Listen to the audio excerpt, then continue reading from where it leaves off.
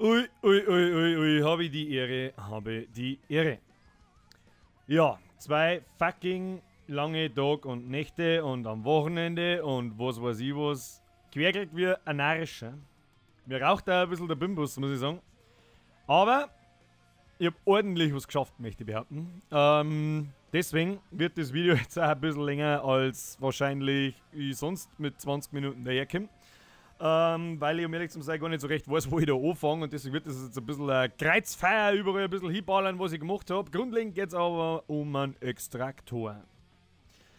Wo fange ich da an? Ein Haufen neue Sachen, Haufen Problemchen gelöst, unter anderem ein ganz furchtbar schreckliches, das kommt aber später. Und ja.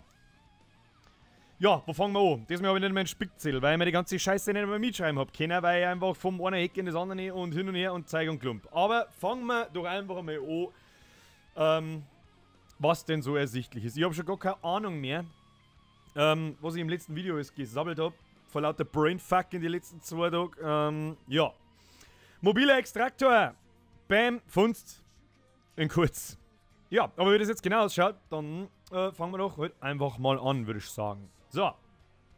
Gehen wir in unseren Rohstofffabriklein und gehen wir da rein. So, ich habe keine Ahnung, ob das letzte Mal schon funktioniert im letzten Video. Ich erkläre es trotzdem nochmal neu. Und zwar, Extraktor kann gebaut werden durch eine Technologie, dann in der Rohstofffabrik und dann wird er gebaut. Das ist jetzt ein Fenster, das sieht man nicht mehr, weil ich ihn schon gebaut habe und meiner hat auch schon Werte, die durch Technologien manipuliert werden.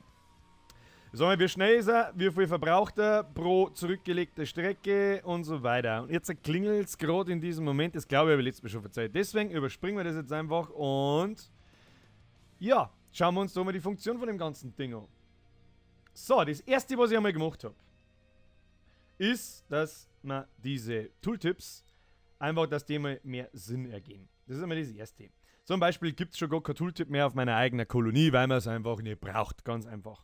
Die ist grün markiert rundherum, das ist noch nicht so hundertprozentig sichtbar, aber das wird noch ein bisschen knalliger und so und dann sticht dann das Kleine ins Auge. So, dann, was schon funktioniert.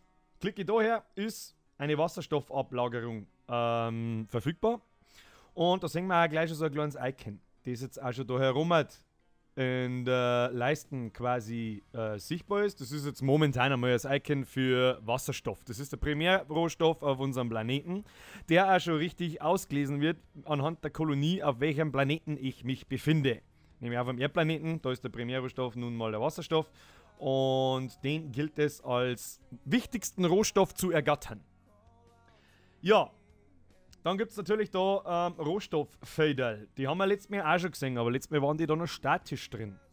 Gehen wir mal nochmal zurück zu unserem Planeten. Was kann der so ist? Ja, da habe ich jetzt gerade so einen Fehler entdeckt, da wird das noch nicht richtig ausgelesen, sondern erst, wenn es nochmal neu lädt. Gut, Kleinigkeit. Ja, er hat einen Primärrohstoff, Wasserstoff, da waren wir gerade. Dann hat er eine bestimmte Masse und die ganze Karten orientiert sich da drauf, eine Rotationsperiode, das ist das, wie schnell sich der Planet von links nach rechts wandert und lauter so Gedöns. Aber jetzt kommen wir zu den weitaus mehr interessanteren Dingen, nämlich die Wasserdichte, um die geht es mir. Das ist quasi die Rohstoffdichte, wie häufig kommt dieser Rohstoff auf dem Planeten vor. Der hat einen Wert, das sind jetzt einmal 120 Kubikmeter, den Wert gebe ich wahrscheinlich noch irgendwie anders an, weil Kubikmeter passt auch nicht so ganz. Wir werden sehen. Und das bezeichnet auch nicht, wie viel das in so einem Rohstoffvorkommen drin ist, sondern das kommt vielleicht noch, das erkläre ich später noch, muss ich ein bisschen weiter aussehen, das wird aber zu kompliziert, sondern wie oft kommt dieser Rohstoff auf dem Planeten vor. Und ja, ihr seht jetzt da einmal 2 Felder, 2 Kolonien. Mehrere gibt es auch nicht. Und die werden schon automatisch generiert. Auf das möchte ich eigentlich hinaus. Und zwar, wenn ein Rohstoffgenerator bzw. Extraktor da hinfährt, das Teil abbaut, das Teil heimfährt, dann ist natürlich das Feld da weg. Und erscheint dann zufällig in der Nähe von einer zufällig gewählten Kolonie auf dem Planeten. Funktioniert alles automatisch schon im Hintergrund. Im Umkreis von 10 Felder ungefähr. Und zufällig irgendwo da erscheint es dann. Das kann einmal zufällig, kann er sich als Umkreispunkt einmal meine Kolonie nehmen, mal die andere Kolonie, mal irgendeine noch eine andere Kolonie, die irgendwo ganz anders wo platziert werden kann und so. Somit hat jeder die gleichen Chancen drauf, dass die Rohstofffädel einmal näher bei mir sind oder mal weiter weg bei mir sind, hat der andere mal einen Vorteil, so, ja, ist ein bisschen netter bei dem, ist ein bisschen netter bei mir und so weiter. Bis halt Zufallsfaktor ist nie schlecht, wenn das natürlich irgendwie überhand nimmt, dass da irgendwie einer bestimmte Vorteile kriegt, dann muss man diesen Algorithmus halt einmal umbauen, dass es ein bisschen gerechter verteilt wird, ja. So, und diese Wasserdichte bzw. Rohstoffdichte auf dem Planeten orientiert sich auch schon richtig. Das heißt, das Teil lässt aus, wie viele Fädel müssen da sein und wie viele Fädel sind bereits da. Sind es weniger, ja, dann füge ein paar hinzu. Und wenn es genug sind, dann tue ich einfach nichts.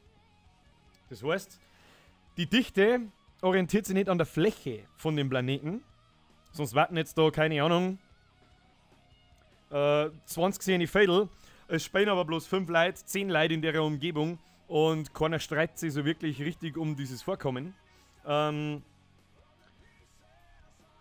Deswegen eben diese Dichte, bei der ich regulieren kann auf bestimmte Planeten, kommt zum Beispiel auf 5 Kolonien bloß ein Rohstofffädel. Und dann wird es richtig interessant, wer das Teil sich holt, weil das ja einfach der wertvollste Rohstoff ist, mit dem er weiterkommt und neue Kolonien gründen kann. Ja, soweit einmal dazu. So, und jetzt schauen wir uns doch diese ganze Funktion einmal an, wie es ausschaut, was passiert, wenn ich da herklicke.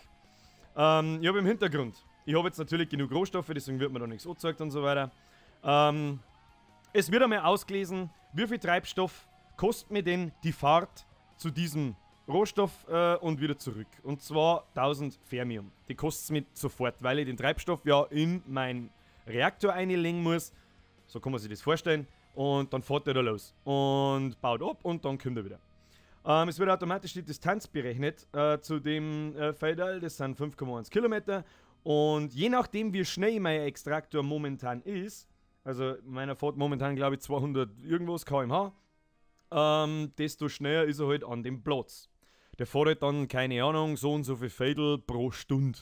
So wird das ungefähr umgerechnet. Und je schneller das halt ist, desto schneller ist er auch an seinem Zielort. Ganz egal, welcher das ist. Er muss momentan nur auf seinem Planeten bleiben, auf andere Planeten fliegen und da abbauen geht nicht. Da musst du zuerst eine Kolonie schicken, erforschen, die da zurechtfinden und dann kannst du da abbauen. Kommt später irgendwann. Jetzt muss aber das erstmal funktionieren. Tut es ja schon ganz gut. Und zwar, ja, keine Ahnung, jetzt schickt man den da einfach einmal da hin. Oder ich schaue mir erst einmal an, ist der vielleicht netter da? Nein, überhaupt nicht. Der ist 9 Kilometer weg. Ja, das sind, wenn wir es einmal so anschauen, 1, 2, 3, 4 Fädel überbrücken. 1, 2, 3, 4, 5, 6, 7, 8. Das sind fast 9 Fädel zum Überbrücken, also fast doppelt so weit. Nein, da komme ich nicht hin. Außerdem glaube ich, fährt der da vielleicht auch gerade hin. Das ist was man noch nicht sieht. Kommt alles später. Ja, fahren wir einfach mal daher. Blub. So, Ihr Extraktor steuert diese Ablagerung an. Jetzt hat man schon gesehen, da ist jetzt noch keine so eine wundervoll schöne, super geile Animation drin, dass das Pop-Ups nochmal neu lädt und dass das ausblendet, einblendet. Die ganze unwichtige Scheiße, die habe ich einfach einmal jetzt dabei weggelassen. Und der Timer tickt da auch noch nicht oben und so. Aber es wird schon alles richtig im Hintergrund ausgelesen. Und der Extraktor ist tatsächlich auch schon unterwegs zu der Wasserstoffablagerung. Und das tut er jetzt gerade im Hintergrund. Problem? Ich sehe den da momentan noch nicht. Und ich sehe gar keine Meldung, so ist unterwegs und überhaupt. Ja, scheiße. Aber das funktioniert nur noch nicht dynamisch. Und jetzt kommt was, erstens an der Stelle unendliches Danke an Rolli, der mir bei der Scheiße geholfen hat. Mir jetzt fast einen Schelz rissen. Ganz einfach, ich lade jetzt einfach einmal rein und hoffe, dass es funktioniert und nicht der Vorführeffekt eintritt. Und BAM! Was haben wir hier? Jawohl, Linienzeichnung wieder eingeführt. Warum? Weil ich es einfach geschafft habe, dass das Teil nicht mehr nachhängt. Ja, ganz ehrlich, am liebsten da ich jetzt halt selber aufstehe und da mir selber auf die Schulter klopfen und mir selbst applaudieren. Das war mehr Stress, als ich gemeint habe. Aber es funktioniert. Es ist auch sehr ausgiebig getestet, dass die in alle Richtungen richtig zeigt. Dann wird natürlich auch gleich der Timer angezeigt von meinem Reaktor, der ist dahin unterwegs. Und jetzt gehört halt einfach nur noch gemacht, ohne dass ich die Seiten neu laden muss, wenn ich draufklicke, den da hinschicke, dass diese Linie da hingezeichnet wird. Ja, was auch ganz cool ist, dieser kleine Bömpel, da ist jetzt momentan noch das Energie-Icon drin. Ich habe einfach noch kein Icon, nicht für, also keine Grafik nicht für den Extraktor. Die berechnet sogar schon automatisch die zurückgelegte Strecke und bewegt sie langsam der Linie entlang bis dahin, bis letztendlich ankommt. Und wenn ich da jetzt halt immer wieder aktualisiere, Ah ja, hat man schon gesehen, hat es ein bisschen geruckelt und es ruckelt immer ein Stückchen bei der Viere. Es feilt halt noch an der dynamischen Überprüfung, ohne dass du die Seiten nylon musst, dass sich das Teil da langsam hinbewegt. Aber ich sehe, aha, da ist was unterwegs, es dauert so und so lang. Und anhand von der Grafik später erkenne ich dann natürlich auch, okay, das ist mein Extraktor. Beziehungsweise das wird wahrscheinlich an der grünen Linie dann auch erkannt werden, weil wenn ich nämlich Angriffe aus sich schicke, da funktioniert die Linienzeichnung natürlich ganz genauso. Und genauso auch, wie weit meine Truppenbewegung schon ist und wann es ankommt, geht da eine rote Linie aussehen, wenn ich zum Beispiel jetzt die Kolonie da angreife. Ja, muss aber noch alles gemacht werden und ist eigentlich mehr Spielerei als tatsächlicher Nutzen oder Erweiterung im Spiel. Das ist alles Optik und ob ich die bis zum Start noch schaffe oder nicht, das ist mir jetzt ehrlich gesagt einfach einmal scheißegal. Aber verfluchte Kacke, man kann den Primärrohstoff abbauen. Und das ist so ein Grundelement im Spiel, um das sich später so viel dreht, weil ohne den Rohstoff kannst du eigentlich nichts besonders Tolles machen. Du möchtest ja expandieren, du möchtest mehrere Kolonien, mehrere Einheiten, mehrere Rohstoffe, mehrere alles und das läuft alles übers Abbauen von diesem Rohstoff. Ja, jetzt lassen wir einfach einmal schnell nochmal. Dann sehen wir vielleicht, dass das Teil da sich vielleicht nochmal ein bisschen bewegt. Plopp, genau. Ja, genau. Und in 2 Stunden fährt die Linie da einfach entlang. Und wenn es dann letztendlich ankommt, funktioniert nämlich auch schon. So, jetzt muss ich einen kurzen Abstecher in meine Kolonie. Ja, genau. In meine Datenbank machen. Und nimm einfach einmal den Extraktor da und schließe die Ankunft ab. Was passiert dann? Hoppala. Hier haben wir den Karten. Jawohl, der Extraktor wird auf dem Feld platziert. Das ist eine kleine Grafik. Ja, damit man einfach einmal sagt, okay, da wechselt was. Grafiken bleiben nicht so. Die sind momentan schon ganz okay. Also man kann es anschauen, man kriegt keinen Augenkrebs nicht, glaube ich. Aber ja. Ja, und wenn dieses Fädel kein freies Rohstofffädel mehr ist, sondern da ein Reaktor drauf sitzt, dann zeigt man natürlich wieder, das ist eine Wasserstoffablagerung. Aber es zeigt mir auch, welche meiner Kolonien das Ding gerade fördert. Und es wird auch schon so ein kleiner grüner Ring, der momentan leider noch ein bisschen zu dunkel ist, da rundum zeichnet, damit ich sehe, dass das meiner ist. Meins und nicht irgendein Fremder. Es funktioniert auch schon, kann ich jetzt bloß noch nicht herzeigen leider, weil halt da jemand gerade nicht spielt oder wahrscheinlich vielleicht sogar gerade schon unterwegs ist dahin. Wenn ein fremder Extraktor da drauf sitzt, dann ist natürlich der grüne Ring da drunter nicht. Dann sage ich, okay, ist fremd. Und wenn ich draufklicke, dann wird man sofort ausgelesen, wer den abbaut, also welche Kolonie den abbaut. Das Einzige, was ich nicht sehe, ist, wie lange das noch dauert bei dem. Wie man an diese Information kommt, es kommt später irgendwann. Ist momentan noch nicht so wichtig, man muss halt einfach schätzen, wie lange das der noch dauert oder wie lange das der noch braucht. Und wenn dann die Instrumente zum Beballern und Angreifer kommen, findet man das schon raus, wie lange das der da noch abbaut oder nicht. Beziehungsweise durch Observatorien und durch Spionieren und so weiter kriegt man das schon raus. So. Ja, bombengeil. Das Teil baut ab. Wie man schon sieht, da läuft auch noch kein Timer nicht ab. Wahrscheinlich platziere ich den Timer auch direkt am Fädel dort, damit man nicht draufklicken muss, damit ich sehe, wie lange das dauert. Ja. Aber, damit man immer eine Übersicht hat, was mein Extraktor gerade tut, ohne dass ich da auf der Karte nochmal anschauen muss oder wieder da zurückgeben muss und da in mein Ding reingehe und dann sehe ich da, ah ja, der Extraktor fördert Rohstoffe, aha, ich weiß weder wo noch irgendwie irgendwas, wird der Timer wahrscheinlich da auch noch direkt drunter platziert werden, ohne dass ich es anklicken muss, genau. Und einmal habe ich ihn da herum schon. Sobald ich fördere, wird da oben ein Timer eingetragen und dann sehe ich, okay, mein Extraktor läuft noch 4 Stunden und 42 Minuten, ja, passt. Dann weiß ich zumindest, okay, der arbeitet und steht nicht bloß irgendwie umeinander. Vielleicht hat man das vorher auch kurz gesehen, wenn der umeinander steht und sich nicht gerade bewegt oder fördert, dann steht da ein Extraktor bereit. Ja, dann weiß ich, alles klar, eigentlich, mein Extraktor, der muss immer unterwegs sein, der muss immer abbauen, der muss immer Gas. Ja, und wenn er gerade in Bewegung ist, das ist noch eine Kleinigkeit, da weiß ich noch nicht, wie ich das da oben darstelle. Ich kann natürlich auslesen, bewegt er sich gerade zur Rohstoffquelle hin oder kehrt er gerade zurück. Wenn er zurückkehrt, hat er Rohstoffe dabei, ist einmal ganz wichtig. Und so weiter und so fort. Ja, das ist jetzt so eine Kleinigkeit, die einfach noch nicht funktioniert. Und zwar, schauen wir zum Beispiel da mal her. Ich sehe jetzt da zum Beispiel die ganzen Werte von meinem Extraktor nicht mehr. Das, ja, habe ich einfach nicht zu Ende gedacht. Ich möchte natürlich auch wissen, währenddessen der da abbaut, wie ist denn sein Zustand, weil vielleicht wird er gerade über den Haufen ballert.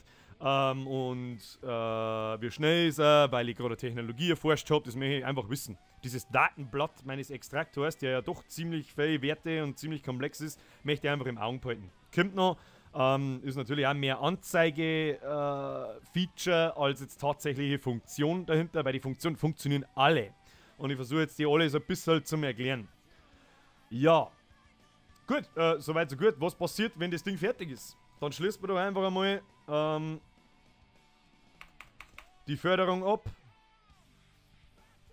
So. Wie wir schon sehen, Feld verschwunden. Extraktor auf dem Weg.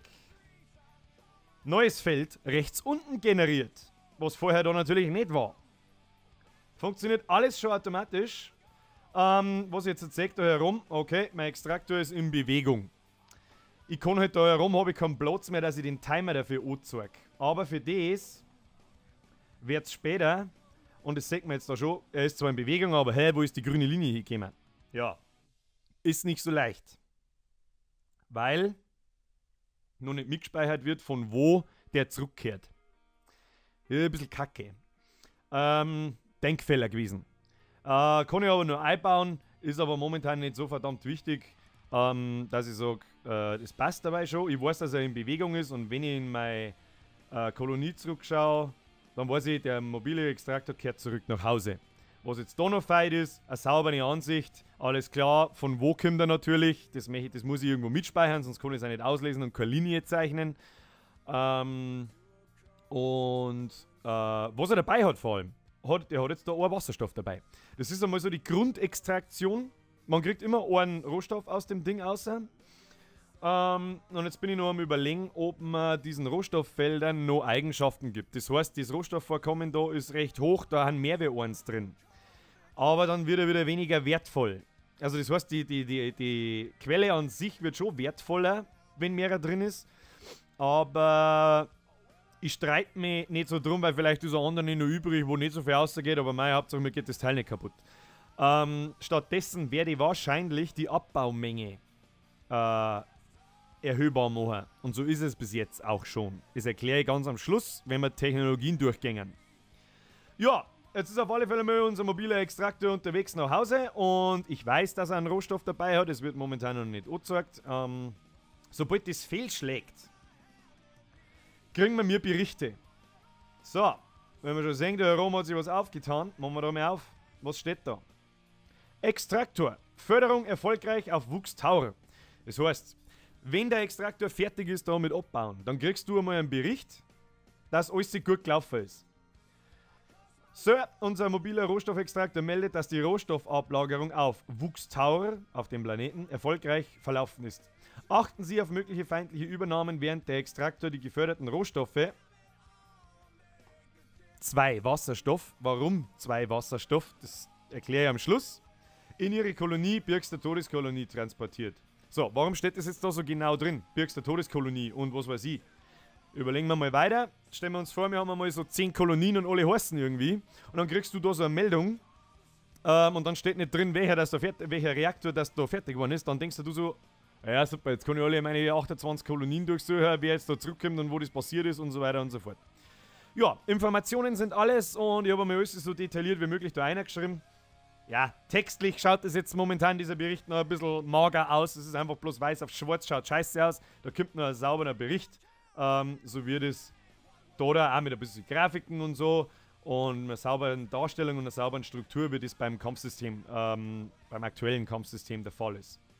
Ja, und da sieht man schon meine Ausprobierereien von heute in der Nacht bis heute auf die Nacht. Und das sind die ganzen Berichte, die ich halt da so generiert habe. So, jetzt habe ich was produziert übrigens. Mal so eine kleine Kleinigkeit am Rande. Jetzt kann ich das Fenster dann nicht mehr verschirmen und ich kann auch nicht mehr draufklicken und nichts. Was tue ich jetzt? Da unten ist auch ein kleiner Trigger, wo ich es abpacken kann und kann es dann oberschirmen. Ja, kleine nette Spielerei, die ich mir damals am Anfang gedacht habe und tatsächlich was bringt. Haha. Supi, supi. Ja, wo geht's weiter? Um ehrlich zu sein, ich habe jetzt gerade keine rechte Ahnung. Ja, Es gibt natürlich auch Situationen, die bedacht werden müssen, wenn mein Rohstoffextraktor da gerade irgendwo umeinander fährt. Vor allem, wenn er auf dem Weg zum Rohstofffädel ist. Was kann da passieren? Ja, ein anderer kann da genauso hinfahren, währenddessen ich da auch hinfahre, und platziert sich auf dem Teil, bevor ich da ankomme. Ja, was dann? Ja, dann gilt das Fädel einfach als besetzt. Der Reaktor, wenn er ankommen darf, checkt das und kehrt einfach wieder um. Ärgerlich. Aber Absicht. Wer zuerst kommt, malt zuerst gut. Du hast natürlich diesen Treibstoff ausgegeben, weil der Reaktor, der fährt ja umeinander. Und ja, soweit so gut. Was kann noch passieren? Sagen wir mal, du fährst da, keine Ahnung, 18 Stunden zu einem Fädel hin, das jetzt frei ist. In 18 Stunden fährt aber jemand, der viel netter dran ist, fährt da hin, baut das ab und fährt wieder heim. Das heißt, bei der Ankunft ist das Fädel weg. Was dann?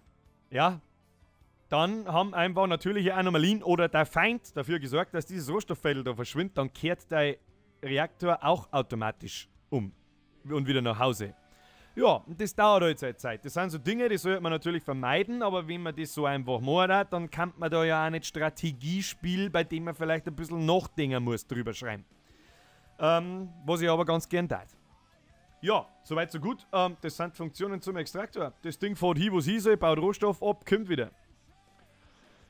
Ja, so, und jetzt schließt man mal die Fahrt zu mir nach Hause ab. So, ist aktualisiert, wie wir schon sehen. Jetzt habe ich 14 Wasserstoff bei mir im Lager herin. Genau, wie sich das Lager verhält, das muss ich auch noch erklären. Und mein Extraktor ist wieder bereit für neue Schandtaten. Dann gehen wir doch daher und fahren wir da um. Ah ja, sehen wir es schon. So, jetzt habe ich nicht genug Treibstoff. Ganz einfach, dann kann ich es auch nicht verschicken, das Ding. Ja, blöd. Und da ist jetzt auch diese eingebaute Reichweitenbegrenzung. Das heißt, ich kriege ja nur so und so viel Fermium in mein Lager rein. 3850. Das heißt, wenn jetzt am anderen Arsch der Welt von der Karten ein Rohstofffädel ist, wo ich mehr Treibstoff dafür verbrauche, wie ich überhaupt lagern kann, dann kann ich da schlichtweg einfach nicht hinfahren. Ganz einfach. Und das ist meine Reichweitenbegrenzung, damit man da nicht die komplette Map abfahren kann und seinen Reaktor meinetwegen 25 Tage lang auf den Weg schicken kann, damit nur einem daheim keiner zusammenhauen kann. Lauter solche Geschichten haben damit eingebaut, wo man sich ein bisschen Gedanken machen muss darüber, wie man agiert und wie man vorgeht. Ja, aber da können wir her schicken. 1411 habe ich, ja, das ist ein deiner Spaß. Dauert 3 Stunden 16, aber ich schicke ihn jetzt einfach mal daher.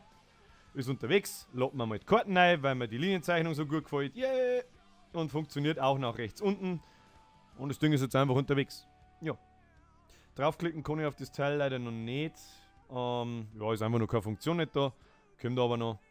So, und dann sollten wir jetzt, glaube ich, alles verzeiht haben, was so zu diesem Scheißhausreaktor da zum Sagen gibt. Ja. Nette Geschichte. So. Und jetzt, wie ich das von Anfang an angekündigt habe, alle Werte sind manipulierbar. Und das habe ich jetzt in den letzten 2-3 Stunden gemacht. Und das zeige ich euch jetzt. Gehen wir mal ins Tech Center. Ja, es gibt 2 neue Kategorien.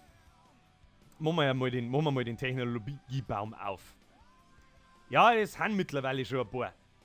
Ja, und die erkläre ich jetzt einfach einmal kurz. Und zwar, es gibt einmal 2 neue Kategorien. Das ist einmal die Extraktorkonstruktion und einmal die Extraktoreffizienz, beziehungsweise später nehmen wir das vielleicht auch einmal Koordination. Wir wissen es noch nicht. Ja, machen wir doch das einfach einmal auf. Was kann man da tun?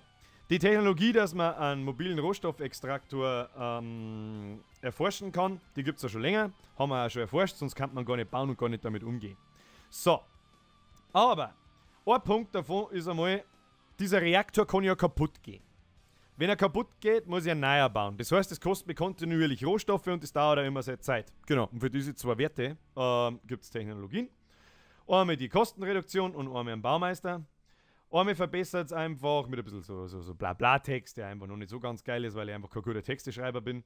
Mit jeder Stufe reduziert es einfach die Kosten von meinem mobilen Reaktor, wenn ich einen neuer bauen muss, um 3%. Das Teil gibt es in 10 Stufen, das heißt, ich kann die ganzen Kosten um 30% billiger machen. Auf die Zeit gesehen sparen wir dann Haufen Rohstoffe.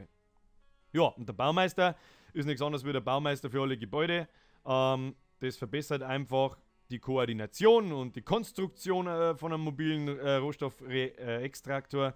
Und mit jeder Stufe wird einfach die Baudauer, wie lange das dauert, ich glaube, die Grundbaudauer sind 3 Stunden oder so, um 5% verringert. Das heißt, bei 10 Stufen kann ich das in der Hälfte der Zeit bauen irgendwann. Ja, die haben auch alle schon XP-Werte und so weiter. Ich habe jetzt da alle schon auf Stufe 1, weil ich das alles schon ausprobiert habe, ob auch tatsächlich die Werte reduziert und gesteigert werden und so weiter. Ja, gehen wir weiter. Und dann kommt ein recht langer Baum.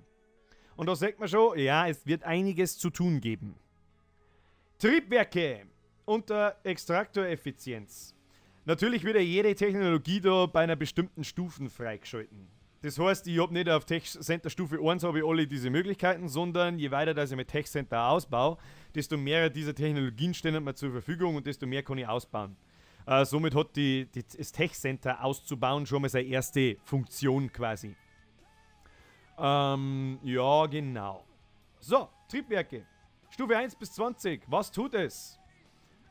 Ganz einfach die Bewegungsgeschwindigkeit vom Extraktor pro Stufen um 10% erhöhen.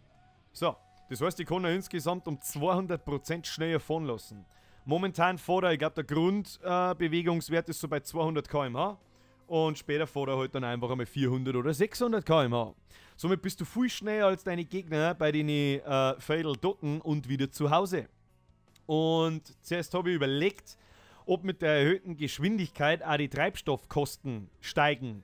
Aber nein, sonst gingen die Treibstoffkosten dermaßen ins Unermessliche nach oben und es ist eine unnötig komplizierte Rechnung. Die ist zwar ganz nett, wenn man die Komplexität mag, aber es soll ja doch einigermaßen verständlich bleiben, ohne dass ich da eine Viertelstunde lang erklären muss, warum jetzt da auf einmal meine Treibstoffkosten in Tee gingen. Ich gleichzeitig aber eine Technologie habe für die Treibstoffeffizienz. Und zwar 15 Stufen und jede Stufe, ja, wie soll ich sagen, optimiert meinen Treibstoffverbrauch in meinem Extraktor pro Kilometer, beziehungsweise pro zurückgelegtes Feld. Und das um 2%, das heißt, ich kann insgesamt 30% Treibstoffeffizienz rausholen.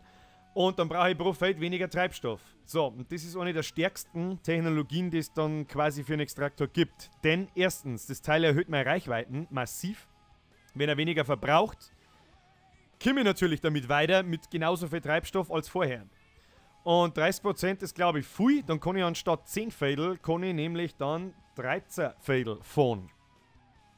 Oder je nachdem, wie weit das halt mein Lager ausgebaut ist. Ja, dann geht's weiter. Titanlegierung. Was zur Hölle ist die Titanlegierung? Ja, wir haben ja doch gesehen, dass der Extraktor ein Zustand besitzt. So, und der Zustand kann auf 2 Arten und Weisen manipuliert werden. Einmal, indem das ihn zusammenballert. Ganz einfach. So. Und einmal nutzt sie der Extraktor ab. Und zwar mit jeder Bewegung und Aktion, die er macht. Das heißt, wenn ich hinfahre, ist ein bestimmter Abnutzungswert hinterlegt. Wenn ich jetzt 10 Fädel fahre, dann nutzt er sie x% ab. Ich glaube, dass 1,5% pro Feld sind. Das heißt, er verliert 15% an Zustand. Dann kommt er an. Passt. Dann werkelt er. Und beim Heimfahren verliert er den Zustand nochmal. Aber erst wenn er ankommt. Das heißt, wenn er unterwegs zusammengeschossen wird oder sonst irgendwas, dann zirkt er den Zustand nicht nochmal ab. Sondern immer erst, wenn er quasi da eintrifft, wo er gerade hinfährt. Dann ist ein bestimmter Abnutzungswert da. Und diese Titanlegierung, die senkt diese Abnutzung pro Stufen einfach um 3%. Das heißt, der hält mir viel länger her und geht nicht kaputt. Und das ist eigentlich genau das, was wir haben wollen, beziehungsweise erzielen wollen mit der Titanlegierung.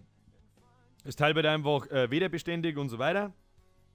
Ja, und dann ist halt auch noch geplant, dass ich am Schluss jeder Planet hat ja seine Wetterbedingungen und seine Temperaturbedingungen, die noch nicht richtig implementiert sind, aber schon angedacht sind.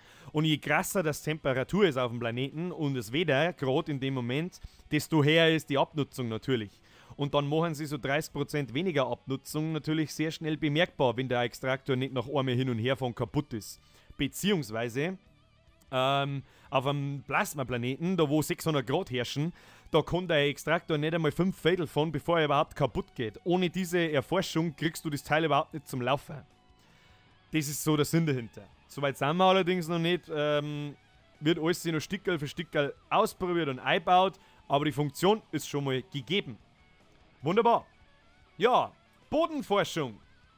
So, das ist jetzt ein bisschen ein ungünstig gewählter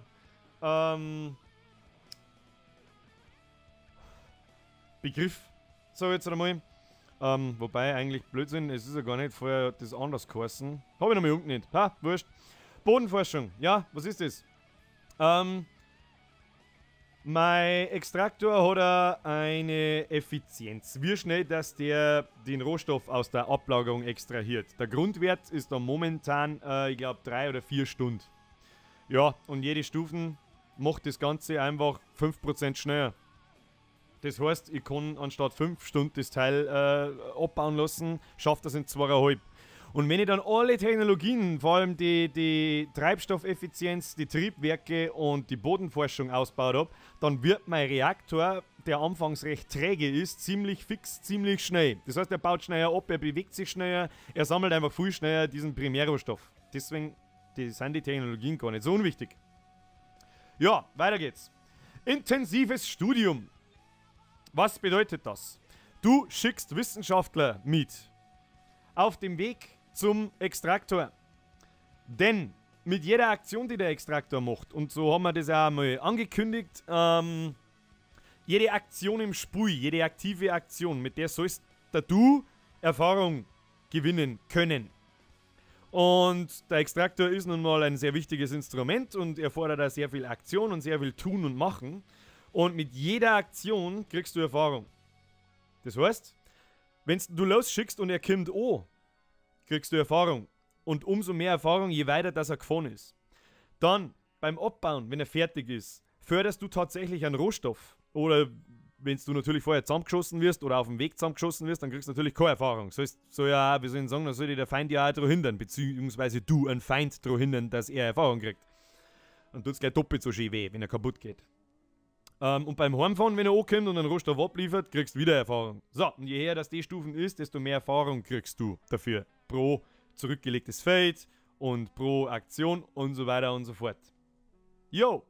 Und dann haben wir die bisher mächtigste Technologie. Ob die tatsächlich balanced ist oder nicht, das weiß ich noch nicht. Wir werden sehen, was sie ergibt. Pure Extraktion gibt es in einer Stufe. Was tut das? Ja, der jahrelange Umgang und Forschung mit dem mobilen Extraktor, bla bla bla, er fördert nicht einen Rohstoff, sondern gleich 2. Ja, also ist ziemlich heftig, kostet auch ziemlich viel, ich glaube 25.000 Erfahrung. Und ja. Ja. Soweit, so gut. Mehr gibt es eigentlich nicht dazu zum sagen. Du sparst da einmal von, also der wird halt einfach doppelt so effizient und deswegen kriegst du diese Technologie momentan auch bloß auf Technologiestufe 30, also Tech Center Stufe 30 und ist mal eingebaut und funktioniert offensichtlich auch schon, wie wir es vorher schon gesehen haben. Ich habe ja 2 mit heimgebracht und nicht bloß 1. Ja, so. Jetzt gibt es noch so viel Tralala rundrum und so viel Tralala, das ich jetzt nicht erzählt habe. Wie zum Beispiel, was ich jetzt da gerade erzählt habe, mit der Erfahrung, die du kriegst pro zurückgelegten Kilometer und so. Das ist überall noch, das ist noch nirgends ersichtlich. Du weißt das gar nicht, wenn du dir das Video nicht angeschaut hast. Das wird noch nirgendwo kommuniziert und so weiter. Das kommt natürlich in die Ansicht und in den Beschreibungstext von dem Extraktor natürlich mit dazu. Und du kriegst natürlich in den Berichte steht es dann auch sauber drin. Du hast so und so viel Erfahrung gekriegt mit der Aktion, du hast so und so viele Rohstoffe abgebaut. Und es gibt so ein kleines Detaildatenblatt dann später, das kannst du aufklappen und da steht das dann alles drin. Das heißt, der Abnutzungswert pro Kilometer, die Erfahrung, die du pro Kilometer kriegst und lauter so ein Scheiß. Das waren allerdings so viele Daten, dass diese Übersicht einfach nur mehr schön ausschaut. Die muss ich irgendwie verstecken und irgendwie aufklappen machen. Kommt alles noch. So, und wie angekündigt, schafft man es nicht in 20 Minuten diesmal, aber in 35. So, mir raucht ordentlich der Schädel.